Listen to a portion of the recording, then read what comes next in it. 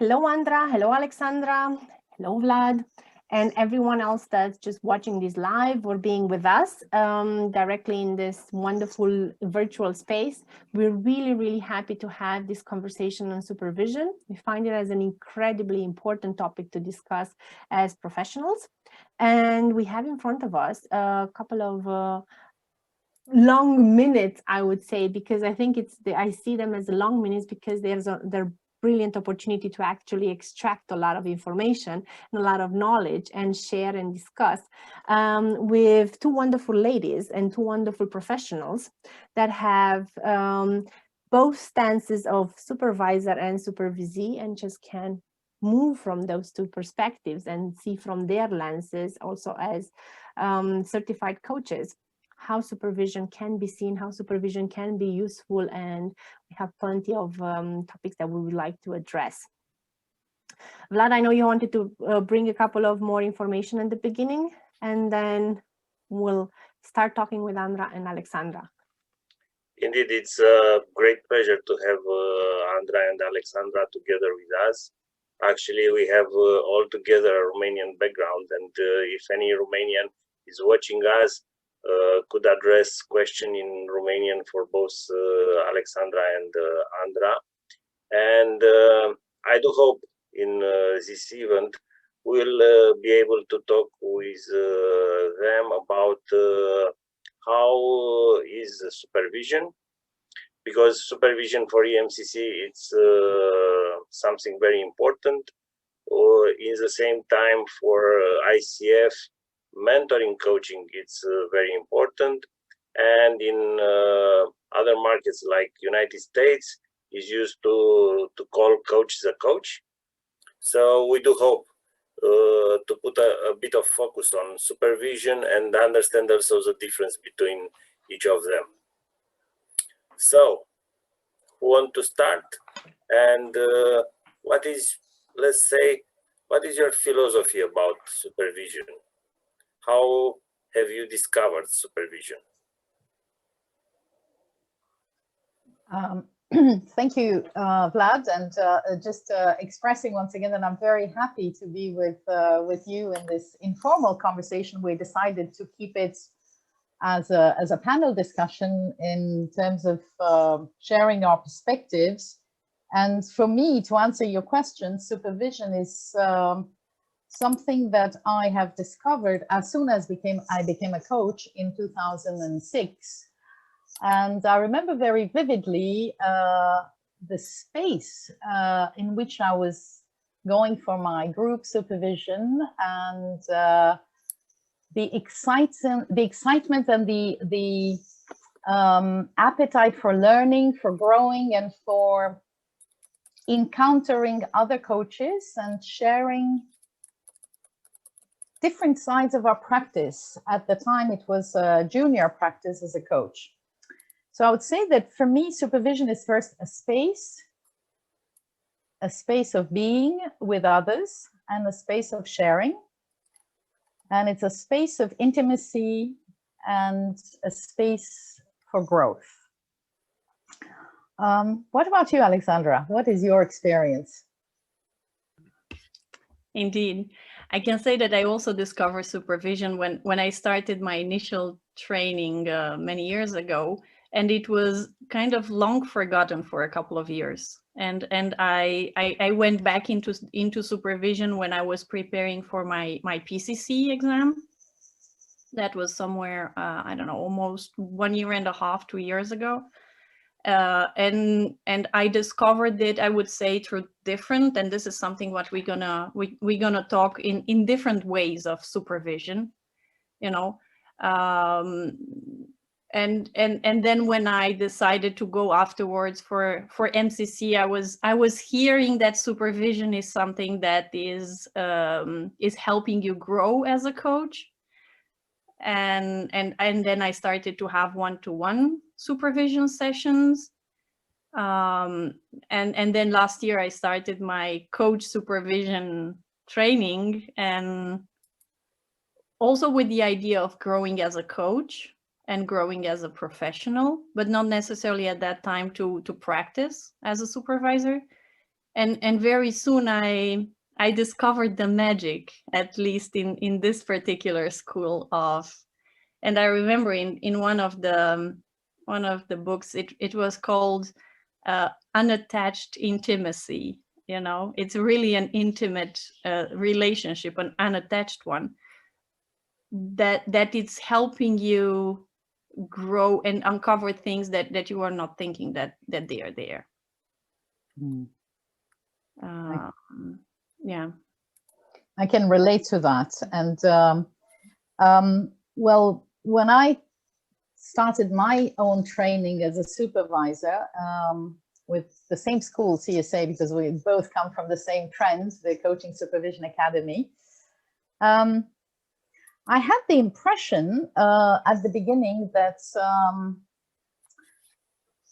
my core purpose was not necessarily becoming a supervisor, but developing my internal supervisor. In other words, the depth of learning and insights would be really beneficial to enhancing my skills as a coach. And progressively, that was my initial intent, I realized that actually through practicing supervision with more junior coaches, it was a very interesting way of looking at the systemic dimension of how you can grow yourself while helping others grow. And it was really, I mean, it's a constant systemic dynamic in the process, and I'm sure you experience the same. There's so much learning in the process, both for the supervisor and the supervisee, and each space, whether it's individual supervision or group supervision, is unique in what it brings and the magic it can create in the here and now. And that's an aspect I really enjoy, and I think the word magic is the right term to use, isn't it? Yeah. And Andra, I really like the way you brought in this topic of observing the parallel processes, because indeed I think there is a parallel process between a coach that becomes a supervisee and comes and discuss about the things that he is or she is experiencing in her own practice or in his own practice, and at the same time you as a supervisor having the space to reflect upon after that and think about, so what is that bringing also to me as a supervisor, and how does that relate to what I might have experienced, or what am I experiencing also in my practice as a supervisor. So I really like this with the parallel processes, because indeed I think it opens up the space for exactly that magic that you were talking about earlier. Yeah, and reflective practice, I think, is the key dimension for our growth in our profession, isn't it? Whether we do it through journaling, through reflecting on our own ways of working with some clients or the differences with some clients, and our own practices and processes in the position of a supervisor, but even in the position of supervisee or that of a coach. And another aspect just related to that, I think the magic also comes from the intimacy of connection and the lack of position of projecting the role of you're in the know, you're the supervisor, you know better. And that connects a little bit to what you're introducing, Vlad, when you were talking about mentor coaching, because I do some mentor coaching for the ICF as well. And in mentor coaching, I think in the very notion of mentoring is having the mentor coach in the position of more senior and more in the know, whereas in supervision, the magic is created by the welcoming and the warmth in the space of two people, one of whom is the supervisor, but there is an equal relationship.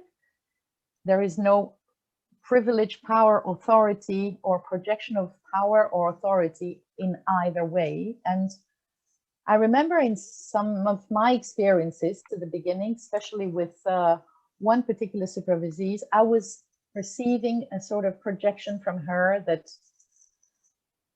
with my experience, I am more knowledgeable than her. And it was really difficult to get her into that space of intimacy where we were both connected and where we're both acknowledging each other as professionals. And I was simply casting lights from different lenses in my role as supervisor, and hence empowering her to be in full light and to unveil her light in our connection.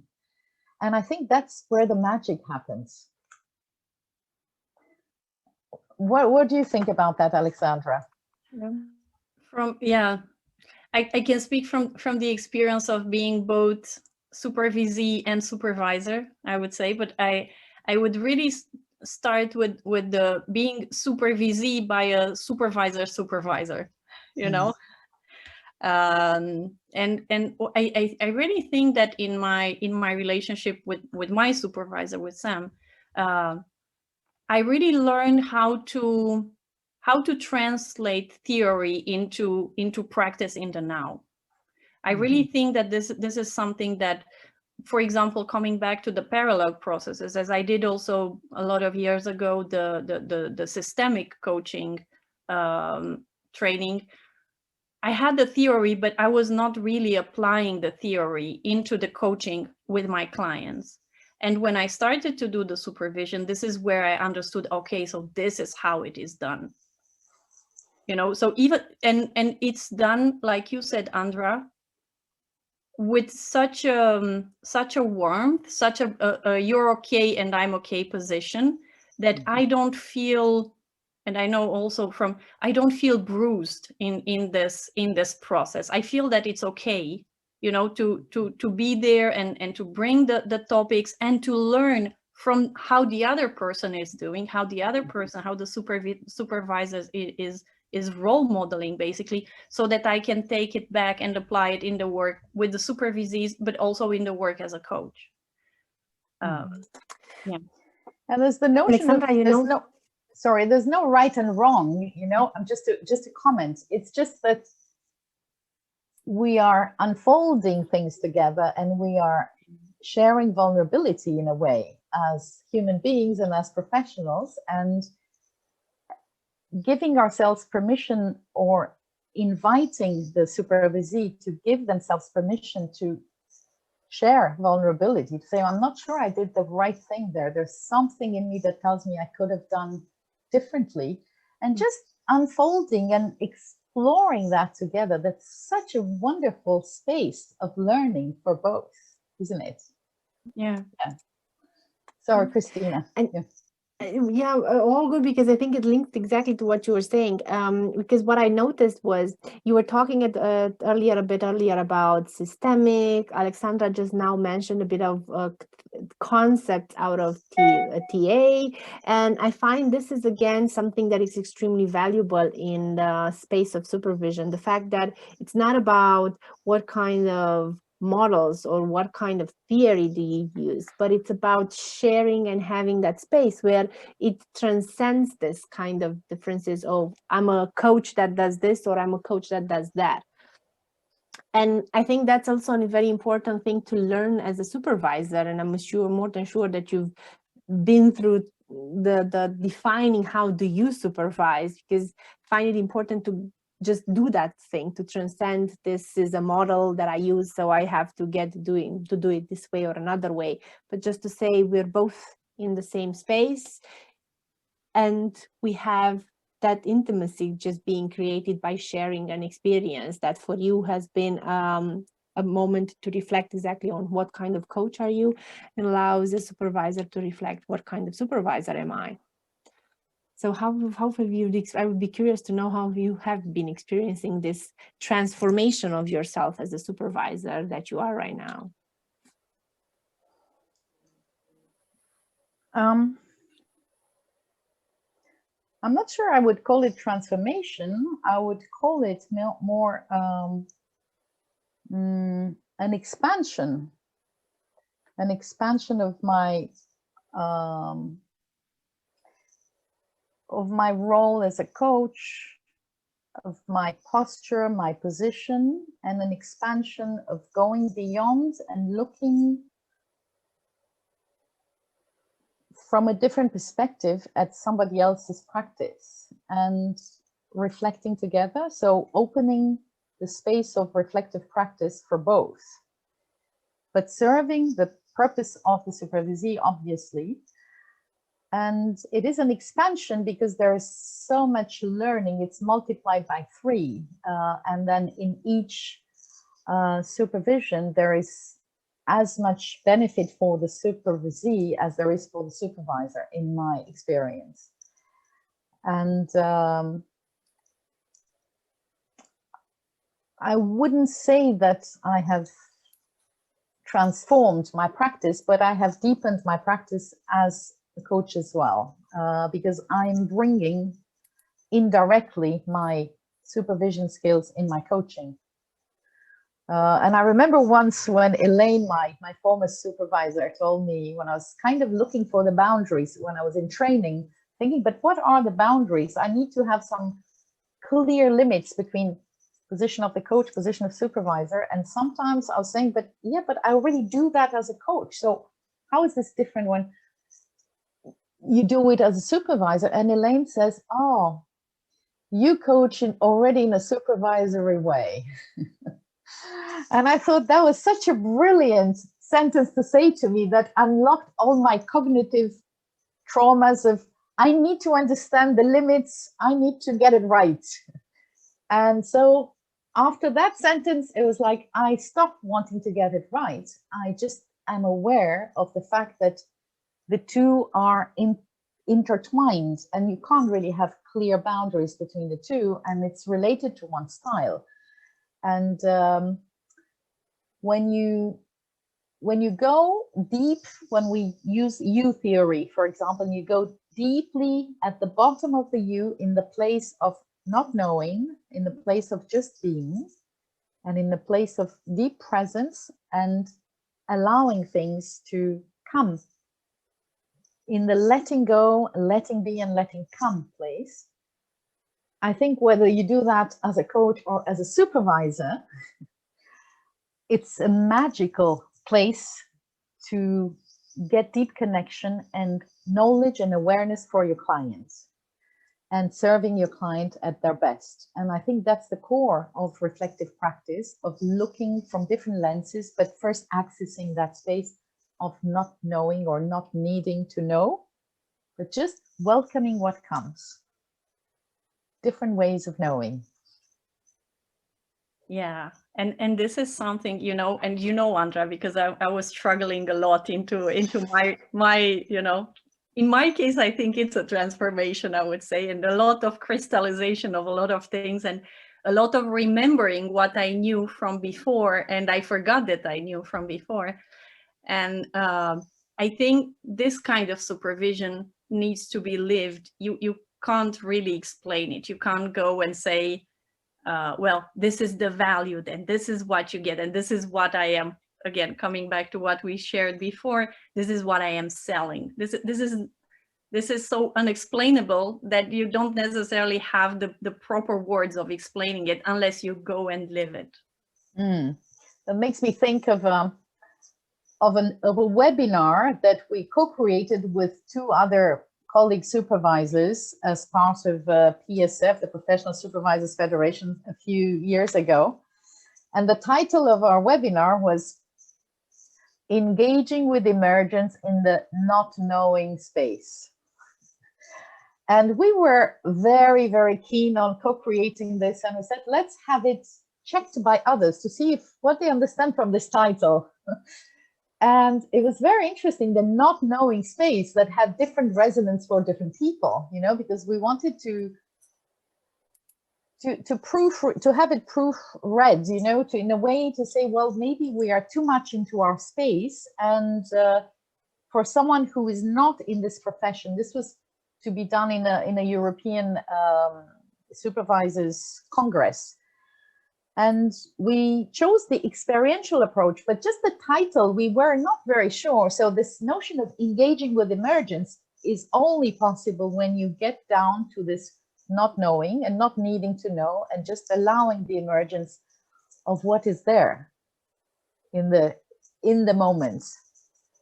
And I think that's why the magic dimension, and that's why the inexplainable, as you say, Alexandra, because it's hard to put it into words, and to explain it, and experiencing it makes it a huge difference. Yes. Hearing you is very interesting and touching, and I can't help myself thinking of how supervision is on the level of profession, because as far as I know, probably in most country, 10% of the coaches or mentors use supervision. And probably France is one of the most developed country in for supervision. But in many cases, supervision is not something that a coach do regularly. And talking with Cristina along the time with festival, we try to find where is the issue. It is about the name, because supervision, at least for some countries, it sounds like or more close to the micromanagement, which is not the case. On other cases, I hear people, I don't need a coach to coach me, which is not really supervision. And I'm wondering, what is your opinion about how well is developed supervision, how well it's accepted and used in the profession? How do you see the challenges? And also, my wonder, at least for Romania, is that I don't hear in professional conversation too much about ethical dilemmas, which I do think they are connected with supervision. So what do you think about supervision as a part of the profession? How is in the market? Well, in my experience, so I've been a supervisor for 4 years now, and I work 80% on the French market and 20% outside of the French market. I would say that there are different ways of understanding this supervision and different ways that supervision is sold, perhaps, in different markets, local, national markets, which is why I really admire the work that is done by the EMCC to standardize the competencies of the supervisor, and to go along with the credentialing process, the accreditation process, which is a process of a federation that gathers supervisors from different parts of Europe and different parts of the world to bring some standards on definition, on scope, and on competencies of the supervisor, knowing that there will still be differences and variations based on cultural differences and local markets and different ways that coaching and supervision develop in different parts of the world. I would say that what is also perhaps important is to look at how coaching schools promote supervision when you have junior coaches coming out of schools, how supervision is promoted or not as a space for continuing education, continuing growth for the coach. And I think that's where it starts. Supervision is a space for the hygiene of the coach for me. It's a space where you continue your growth, you continue your cleaning, your personal reflection, your professional reflection about growth of your business as well. I have supervisees who are bringing dilemmas related to their positioning on the market, their strategies, their interferences, their need to be in several places at the same time, making professional choices that are not always easy. Other supervisees bring topics like ethical dilemmas encountered in concrete cases with their clients, not being instrumentalized by organizations or HR managers in some companies. Other supervisees just bring topics related to their own life transformation and professional transformation and the impact of their life transformation on their profession as coaches. So there are so many different ways that you can host these meaningful conversations in the coaching supervision space, that I would say that supervision should be promoted from the beginning as a must-have for all coaches. However, indeed, because there are so many other spaces and there can be some confusion. I think I agree with you, Vlad, that some people understand something totally different with what supervision is. Perhaps the words, the name, maybe you're right, the name supervision is above, it's seen from above. I mean, you look at the meta position of the supervisor and seeing from above, but maybe it's the above that is bringing that notion of superiority, or as you say, the micromanagement, like you're looking with a magnifying glass at the little things. I'm not sure what to answer to that. What would you say, Alexandra? Well, if we look already at coaching, it's a quite raw profession. Supervision, it's even more raw, at least in coaching. In the beginning, I was thinking that, you know, supervision is much more for the kind of coach that I am today, you know, having 8 to 10 sessions sometimes a day. So you need to have a space where you bring all those cases and you have somebody to exchange. And then I discovered that it's also useful, like you just said, Andra, because I was working with more new coaches to be able to get at this level of having 6-8 sessions every day.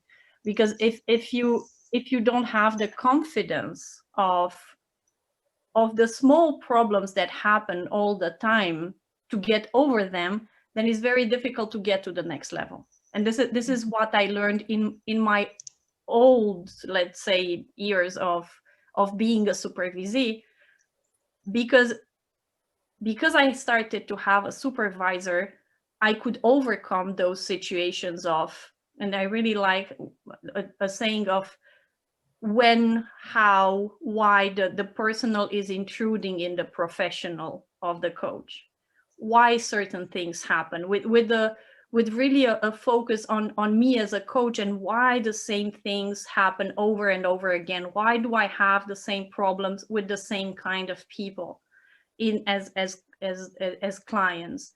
How am I bringing my own stuff into the coaching? And once I kind of got over those things, well, things got easier, and then other things happen, you know, and then it was the next level.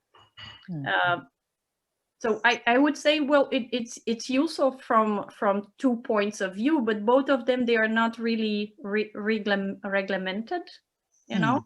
So on one side is this reflective practice on the case, which basically you can do it in a mentoring situation, and you can take a case and you can focus on the skills. This is also something what you can bring in supervision.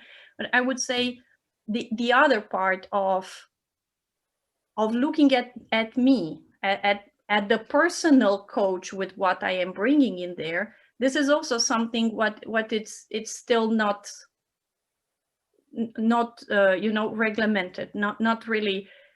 Sometimes you think, well, is it therapy? Is it something else? And then you realize also what are the boundaries with those things, and what can you bring as a reflection into the space. When I was hearing you say that, Alexandra, I thought of a very nice formula that comes from Karen Prentice, a dear and esteemed colleague and supervisor that we both know. And Karen says the key value of supervision is polishing the mirror. Yeah. And it's this keeping it clean and polishing it and then stepping back and looking at how clean is my mirror, I think that's one of the key benefits. I would find it as a proper moment to bring now a question that is on our Facebook page.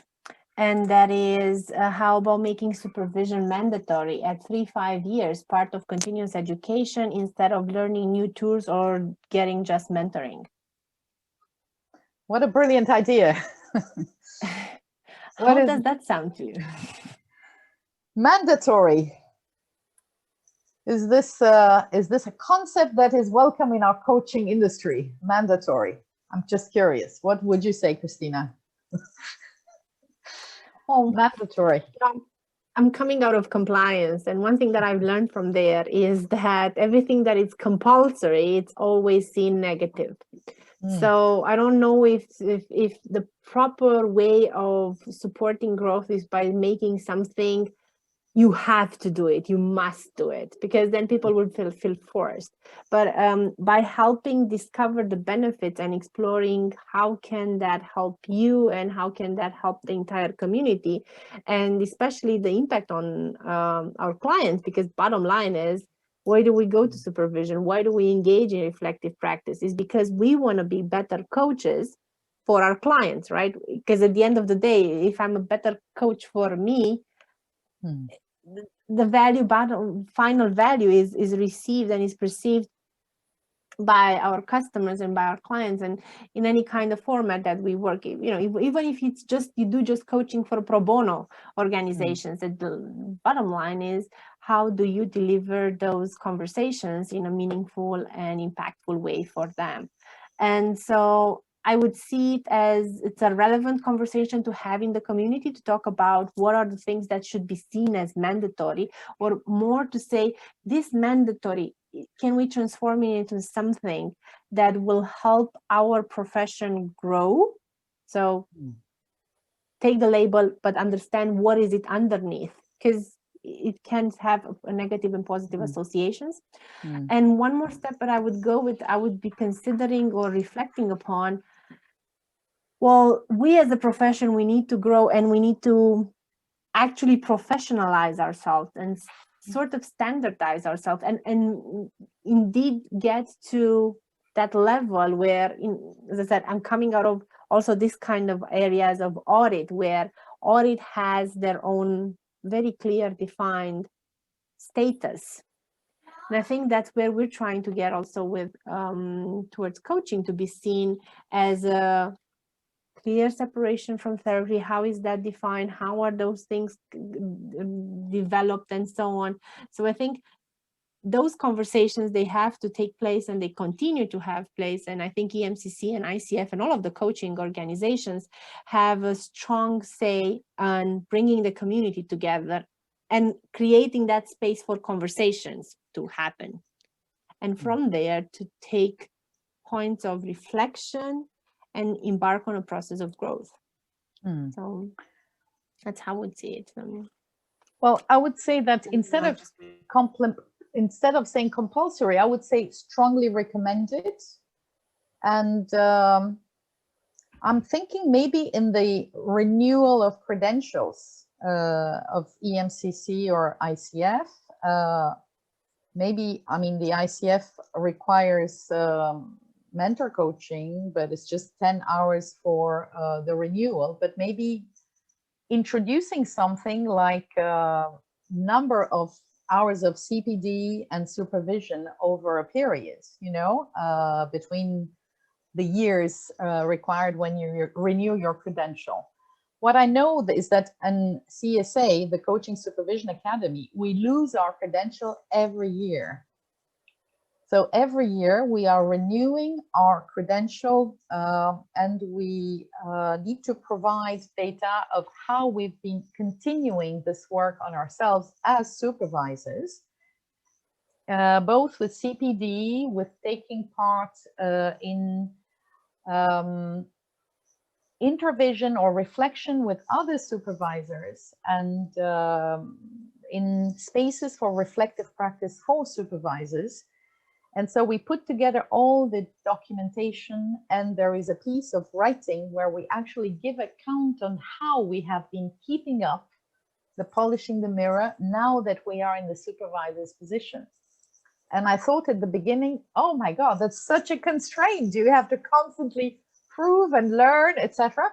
But now I see the point in doing that, really, because we do have great responsibility in our job, and we work with ourselves as instruments, and taking it lightly would not honor our profession, I think. So definitely I would go for strongly recommended from the beginning.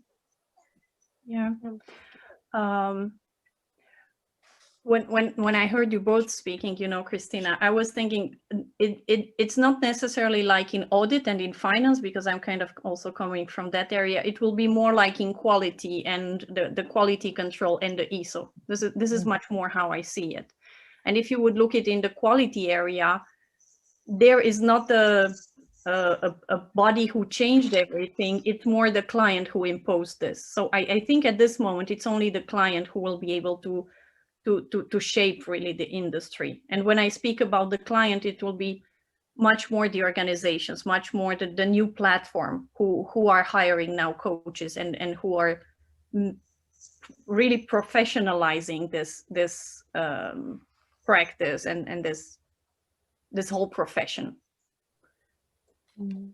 I really like that we're going also into a different topic, because this topic of coaching platforms and how is that supported also through supervision groups and through reflective practice and through quality standards. I think that's definitely a valuable conversation to have also, and to invite also different points of view. Okay, I'll intervene here, and I will shift a bit, because I want to keep you a little bit more on this. I remember some talks, very interesting talks on dialogue on EMCC about supervision. And the question that was on my head at that moment and appear now again is the following. Why, as a coach, each of us is very proud of affiliation with ICF, EMCC, or other bodies, with the school or the techniques we are using.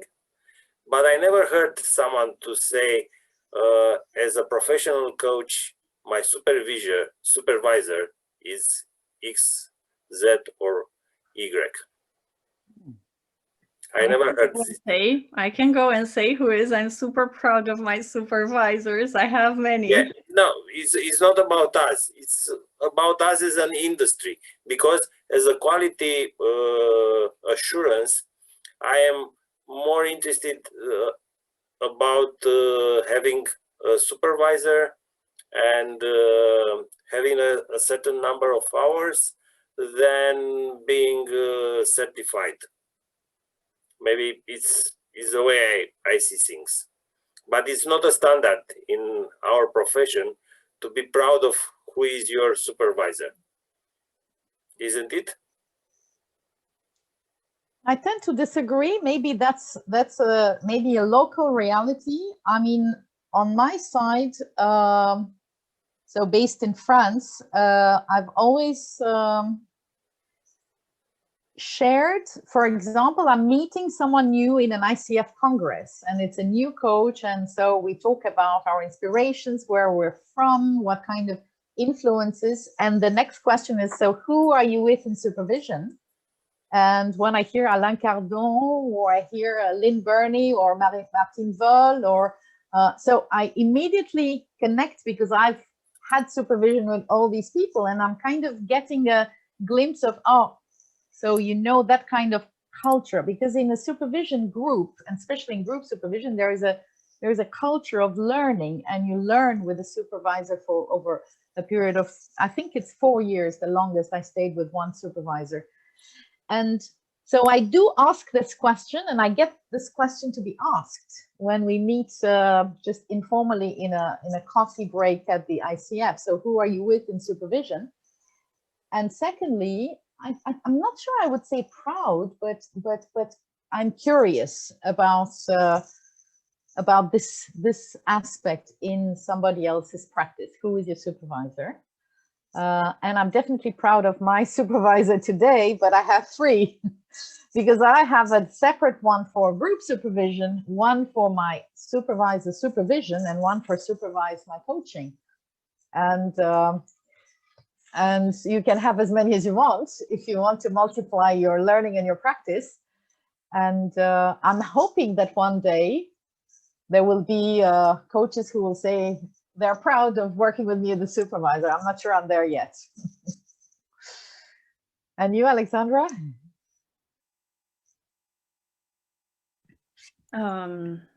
Well, I will go back on the quality, you know, I will say, and as much as I am super proud with my coaches, with my tutors also, you know, in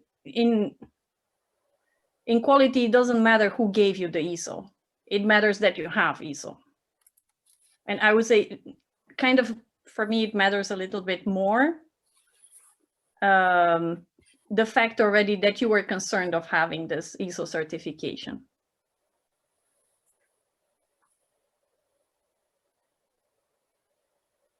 I will let you reflect on that. It's a beautiful perspective of moving into how do we perceive our quality through exactly that component of supervision. So it goes back again to creating that space to reflect upon our practice in such a way that we can enhance the benefits and the impact that we have on our clients. Cool. Beautiful, and bring it back. I'm going to bring also another comment from Facebook just to make sure that we continue the conversation that we have everywhere going. And I really enjoy the fact that we have more people that are watching us and providing input. And it was just on the topic before, ICF has mandatory 40 CCUs for renewal of credential. And as long as we would like to have something to differentiate professionals from anyone who claims they are a coach, we should fight for mandatory as a base standard, like the core competencies, which are also mandatory if you want to get credentialized. So I really appreciate the fact that we can, have an open discussion like this, and we can share and bring different views to the table. And I think the coaching and mentoring festival, that's was our main desire main driver from the very beginning, to actually create this space where we can talk about these points and talk about how we can bring coaching and seen as that high standard and high quality that it brings to anyone that gets involved with it. Obviously, mentoring being seen as another way of growth and development. Vlad, I see you, and I know that you always have a question when you're like that. Yeah, I was wondering if you see using both supervision and mentoring for your practice, or supervisor can be a mentor as well. How do you see it? I personally have and mentor and supervisor of supervisor, just like Andra was saying. For example, when I am giving mentoring hours for other coaches, I don't mix them with supervision. I don't give and supervision and mentoring, because mentoring by itself, and Andra was mentioning before, it's about transfer of skills. You kind of put yourself into a expert position, and it's very difficult to change the expert position into, well, now I'm the expert, now I'm not anymore, and now we are doing supervision, now we are not.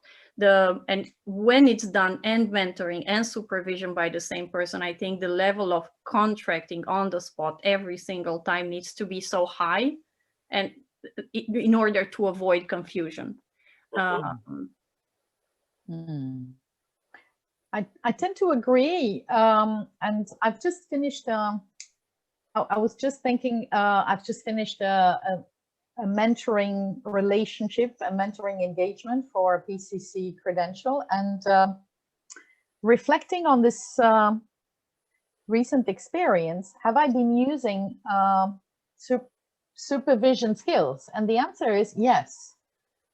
But I use my supervision skills within the container of a contract, which is a mentoring contract with a clear goal, which is the ECC credential. So indeed, there is transfer of skills, there is modeling of practice, there is advice giving, there is a lot of cognitive stuff that happens in mentoring because you are per se a role model for the mentee. But you can use your supervision skills. For example, the relationship awareness, you can even transfer some supervision skills within indirectly.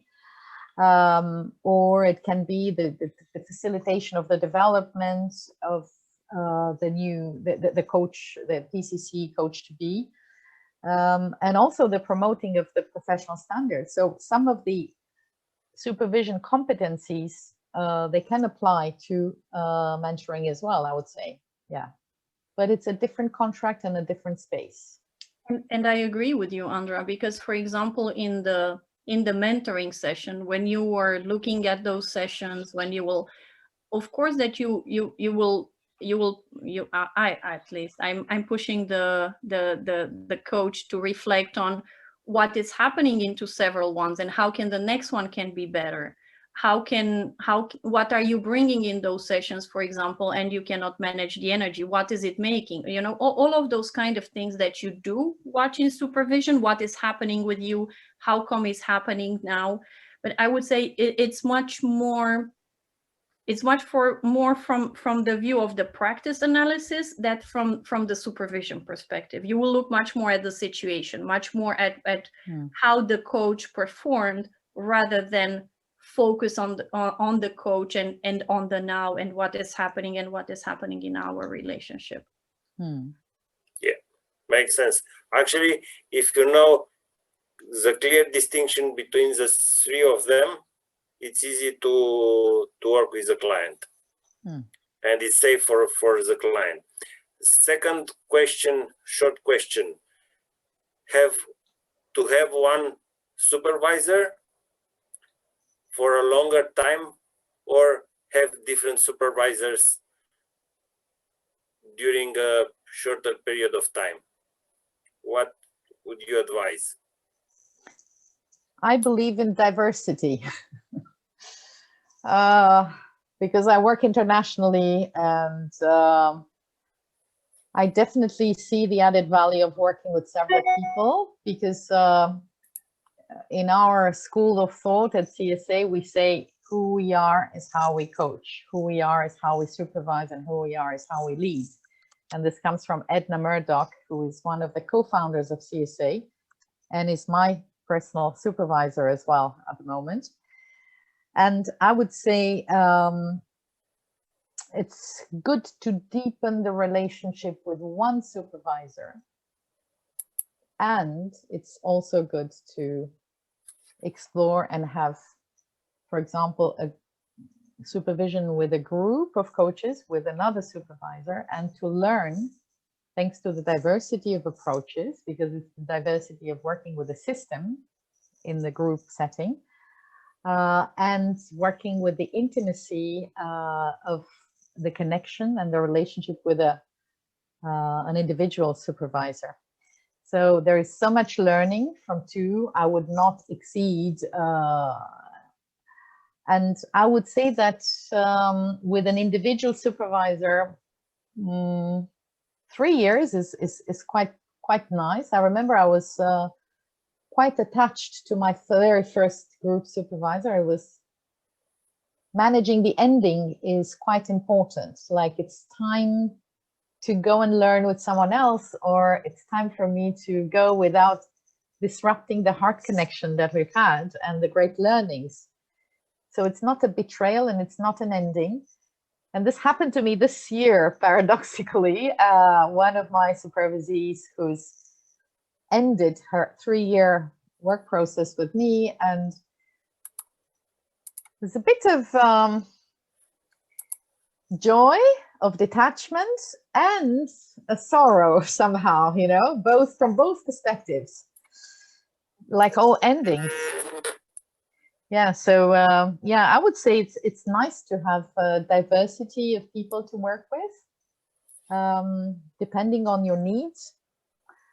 And I think also that's something we haven't discussed, is that the needs of the supervisee are sometimes quite different. I work with a very senior coach, and I've started with him last year.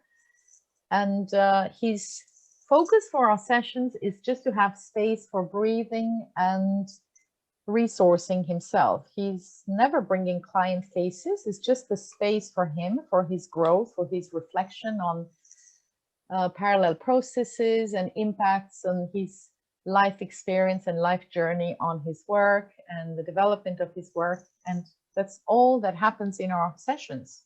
And he's very happy.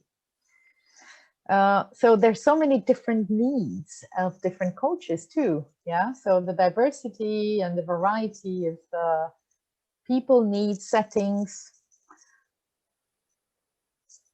We're in a complex world. So I think complexity really defines well our profession, doesn't it? Indeed. And I think this is beautiful to link it with, I think there's a question always lingering in the air when it comes to supervision, and it's this question of, so what can that bring me? What are the benefits? What can I use it for? I think that would be also a useful moment to share with everyone that's listening, or after that reading anything that it's related about supervision, to just keep an eye open of what would they be noticing as differences or benefits. Do you want to go first, Alexandra, for a change? I can. Yeah, thanks. I would pick it up where Andra left it. You know, it depends on what are your needs, first of all. But I think what supervision can help you is defining what are your needs. And different supervisor can help you and can show you different needs that you have. Because like you said, it depends on the level of the coach. It depends on who the coach is working with, that those needs will be different. It depends on the supervisor, what kind of needs will uncover in the coach. So yes, there are all those kind of, you know, ethical things. How do we manage contracts? Why is it happening certain things? From the part of the tripartite contracts that do happen now, into contracting on the spot. Why not? And what is ethical and what is not ethical? Going into the practice analysis and going into the part of well, you know, the coming back to the formative part. What are some skills that I need to be aware? What are the things that I need to add or to extract from my practice? And then for other people is the re-energizing, is just exchanging, and this going into what I am calling the zero gravity moment of just pausing, catch a breath, so that when you know, reshuffle all of those things, so that when you take them, you see them from different perspectives, and then you can go back in front of the clients with you having a different perspective, and you can show the client, the final client, how to solve their problems. So those will be a little bit what is it useful for, and as much as it can be useful, it can be completely unuseful if the relationship is not okay, if the supervisor is not opening himself, if the contracting is not happening as it should. And this is something what I learned now into, you know, I just had last week a discussion with Sam, with my supervisor, and I realized that with one of my supervisees, it was everything but supervision. It was more coach to coach, and I realized where I was doing the coach to coach, and it was I myself as a supervisor didn't brought enough. And I took that one and I brought it into a coaching relationship. And what I didn't do, you know? So it's the kind of cascade, you know, like the domino effect that is happening. And you never know what you're gonna end up in supervision. You can go with something and you go out with something completely different. You have no idea what are you gonna get out. This is the magic of the thing. Or you can get something what you had no idea that you can take from that session. I'm fully with you, Alexandra, and I would add that there is this enrichment, there is a nourishment that you get out of it, and it's professional, personal, and almost spiritual nourishment. And each session is a gift, and I'm thinking now from my perspective as a supervisee that I come out of a supervision session with a sense of completeness and connection, deep connection to my job and to how I can change the world through the work I do. And I'm not being pretentious, but there is this magic of finding the essence and getting to the core of your essence as a professional and knowing and feeling so blessed that you can do that with others and that you can support other people in their growth. And there's a sense of permission also that I sense in supervision, that I reiterate each time my permission and my sense of blessing or feeling blessed that I can do this job, because it's more than a job, it's a passion, it's a vocation, and it's such a wonderful way of supporting and being present to the world and supporting other human beings and getting paid for it. Isn't that amazing? And I would say that there is a sense, the last point, sponsoring, and I'm thinking of, I'm not going to call him my supervisor, but he was a great mentor, an awakener for me. I had the privilege of working with Robert Dilts on several occasions in 2007 in California and 2009 and later on. And he had such a huge impact on my becoming a coach, a professional, through the sponsorship. And I remember when Robert wrote on one of his books, because he was signing his books when we were Santa Cruz, and I was sharing with him, so you're such an awakener, you're opening, and he wrote on the book that I bought, and he said, I believe in your dream and I fully support you. Much love, from one awakener to another. And just having that word from Robert, that I am sponsored by someone like Robert Dilts, to say I'm an awakener, that gave me wings to set up my business, to leave the company that I was working for, the consulting company, and to really believe in my dream. And I would say that in supervision, we kind of do something similar. We help coaches deploy their wings and fly and help others fly. I didn't think I would bring a metaphor like that, but that's exactly how it feels. So nice. It's something that it's very nice to have to the end of our session.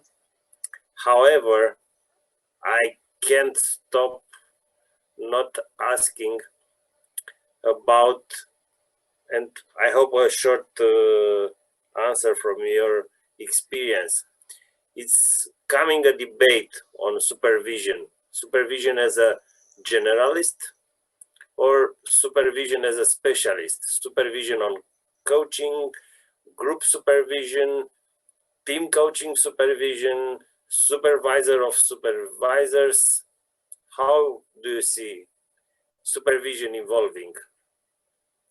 Should remain a generalist, supervisor is supervisor no matter what he is supervising, or there is a need to have some kind of specialization in group supervision, in team coaching supervision, in program supervision, in supervision supervisors?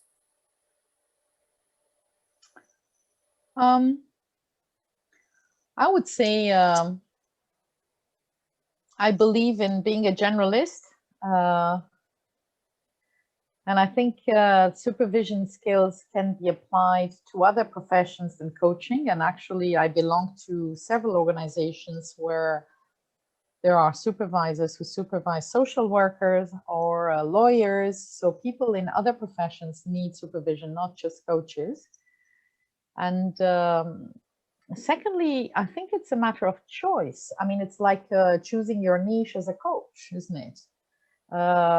Some people feel comfortable in a niche and they like to consider themselves specialized in that kind of coaching, and other people feel okay to travel from one to the other without an issue, or by actually looking for that, for more diversity in their work and more perspectives and more learning.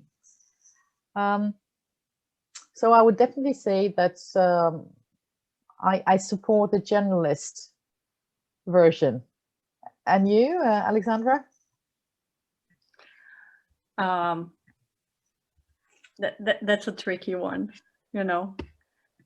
I think today it's so early to speak about what kind of, as long as there is nothing that is put in place, you know. I do resonate with what you said, and I use the word also resonating to that thing. It depends what the supervisor also is resonating with.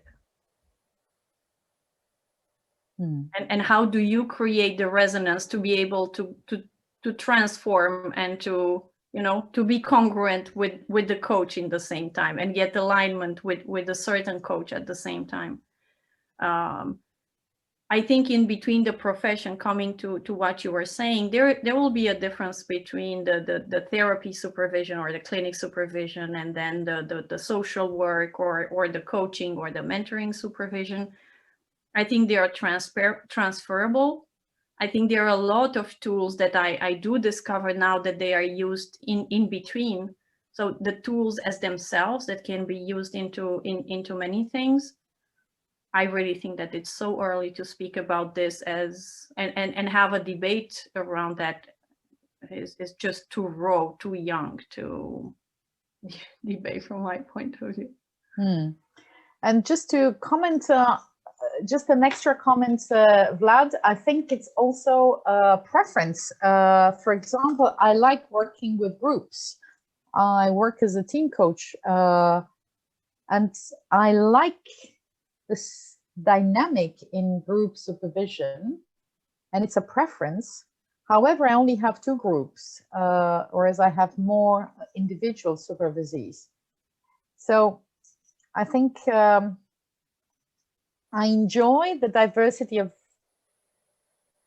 having or holding the space in both dynamics, and I go along with this preference more than there's more business there. Maybe in France there is a trend where people really like group supervision. There's a lot of group supervision, and sometimes group supervision in physical one-to-one is a full day supervision. Yeah, so we have full days every 6 weeks or every 8 weeks, and sometimes online I hold 2-hour sessions for small group of 5 coaches, supervisees. So it all depends also on your preference and what you get out of it. I mean, there's several criteria for choosing and positioning yourself, I would say, and it's personal choice as well. And as Alexandra says, the market is quite young and we're still co-creating formulas and new ways. I know there's co-development as well. That is intervision that is being developed more and more. So, yeah. True. You know what, I really appreciate this conversation around how can we use tools and structures from different fields, because if you look at supervision, you have also a big strong component of supervision for teachers and for other professions. And I think that's the moment when we can look back and see how supervision was developed, where is it coming from, what's the history of it, and how can we take out of those learnings that already emerged, and we have also went with them through research and what has been noticed, and then think about how can we explore that further. It's not necessarily to say that everything that happened in the past is the right path or is the right thing, but it's about reflecting upon them and see what do we take as learning points from them. And talking about learning points and looking at where we are with the time, I would be very happy if we can invite you to just reflect upon our conversation of a bit more above 1 hour, and I would just be curious to just find out from you what have you noticed, what has emerged for you from this conversation.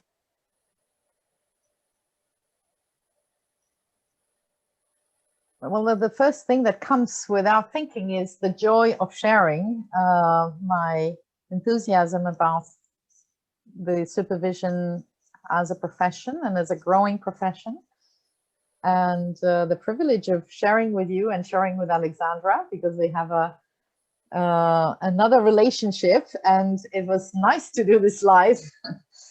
And just to say that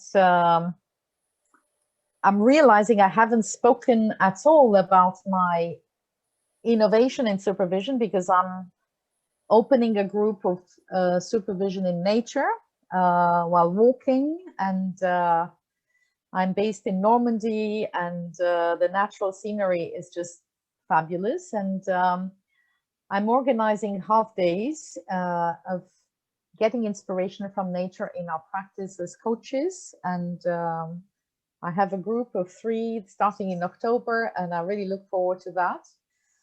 And so I'm realizing that I'm not even thinking of that form of supervision, where the closeness to nature and the connection, especially in the post-COVID period, is so resourceful. And the last thing is about the youth of our profession and the need to expand it to generalize it and to bring it into the radar of all coaches and to promote supervision. We are thinking in different associations that belong to the GSN, the Global Supervisors Network, of ways of reinforcing supervision and bringing it more to the more recent or more junior coaches as an important space for their professional development.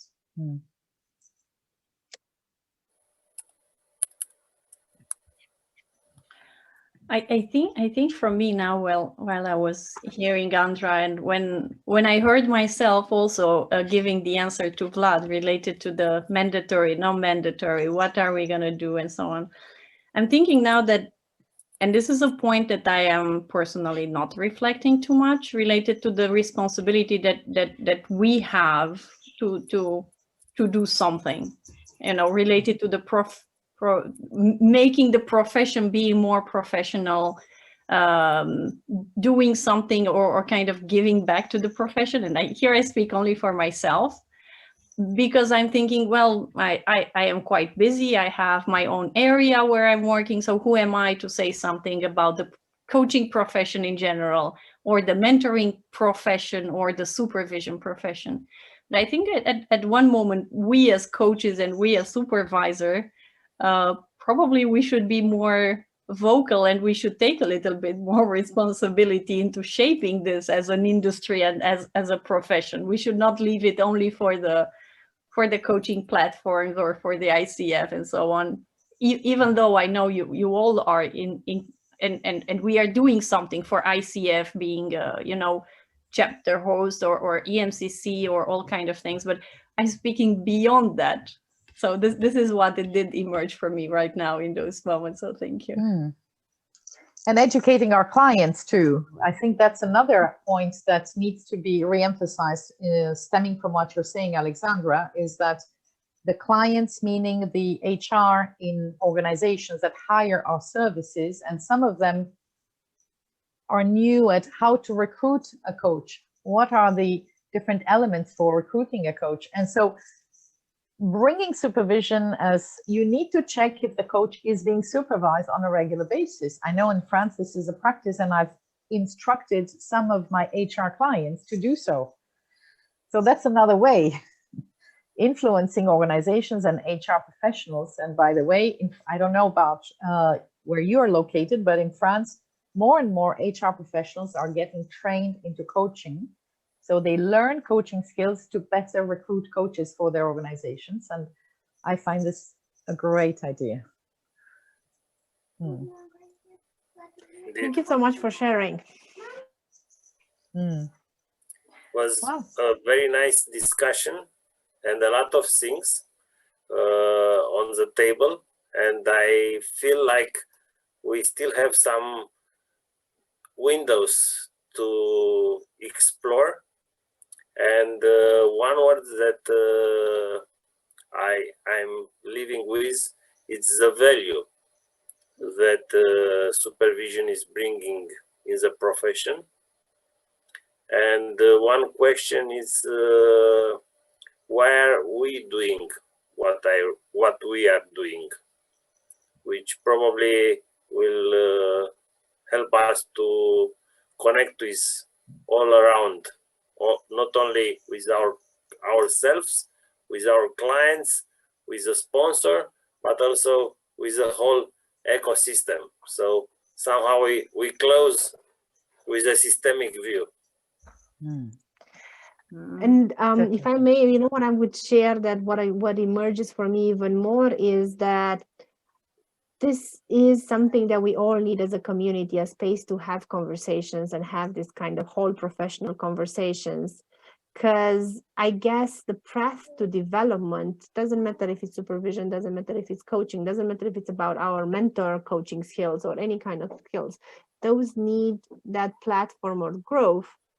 And that has to be driven by professional conversations, but sharing and bringing different views at the table. And with that coaching mindset and with that coaching language, encouraging to explore all of those phases of the conversation and just grow from there.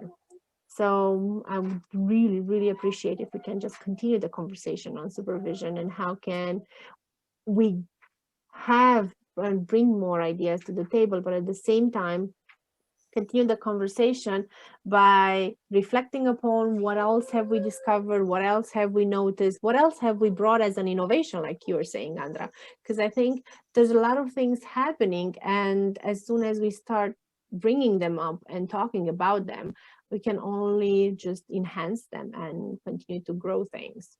So thank you so much. Thank you for bringing those new seeds. Maybe they will sprout and a new conversation will emerge sometime in the future. But thank you anyway for inviting us. It's been wonderful sharing with you. Yeah, thank you for pushing me into the invitation. I really appreciate it. I'm grateful. Always with great joy. we hope we only open the door to you, not pushing you. Yeah, making it like that.